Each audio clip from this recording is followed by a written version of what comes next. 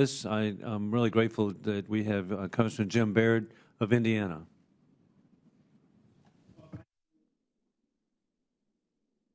Thank you, Mr. Chairman, and I really appreciate the witnesses taking their time to be here. And you know, it's been said, and I will just reiterate that, the fact that a nuclear Iran is unacceptable.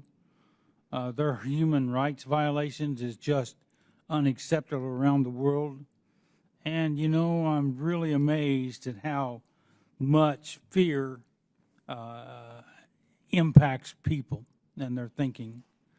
And so I would like to turn my time over to a colleague of mine, and he and I have been in combat, and so we're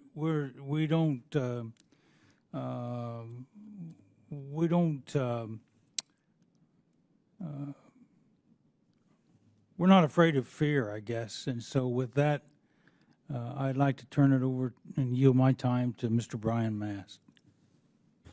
Thank you, Mr. Baird. I appreciate the time. I want to continue on the line of questioning that has been brought up on both sides. The JCPOA, what do you do moving forward?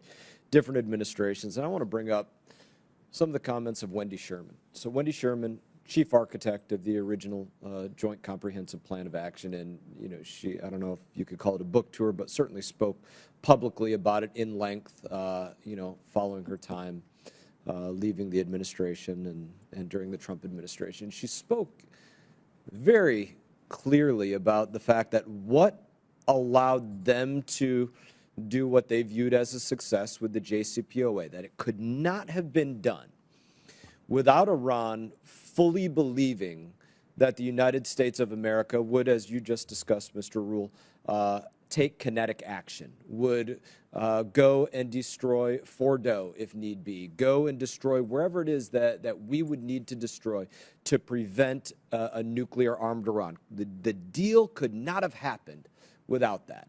So if that was the keystone, the kingpin to having that deal take place, there's a very important question at play for this administration, or for anybody viewing this administration, any foreign intelligence agencies looking at this administration.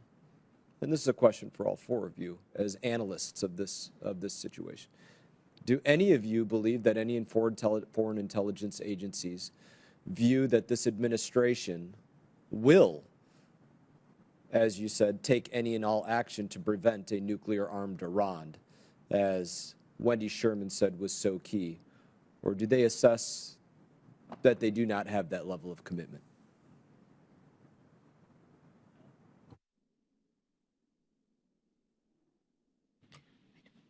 I will start. I personally believe that the Biden administration would take military action. Whether our adversaries believe that, I don't know.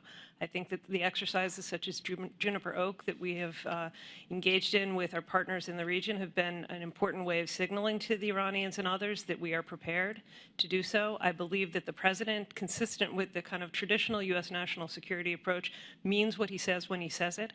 And in particular, given how close his relationship is with the Israelis and understanding the Israeli perspective on this, that there is genuinely a commitment. But I don't think that the Iranians fully appreciate it, and I don't know that our other adversaries do as well. Thank you.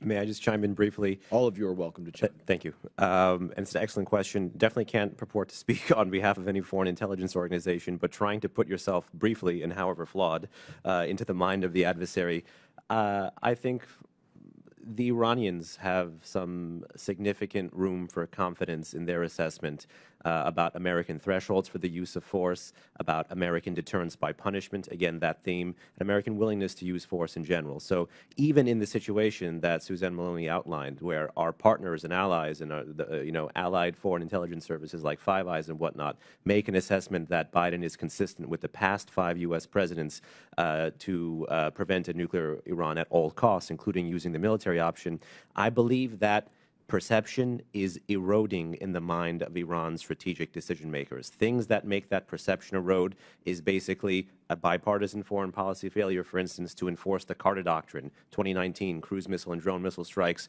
out Saudi oil facilities, no kinetic American response. The loss of American life in the Middle East, No kinetic response. Again, last year, an American citizen died due to an Iranian close-range ballistic missile strike. I believe the family is trying to sue the State Department or U.S. government. No kinetic U.S. response. These things erode the otherwise tough perception of joint military exercises and consistent rhetoric across several administrations. So it's not just our rhetoric, it's the realities that our posture creates.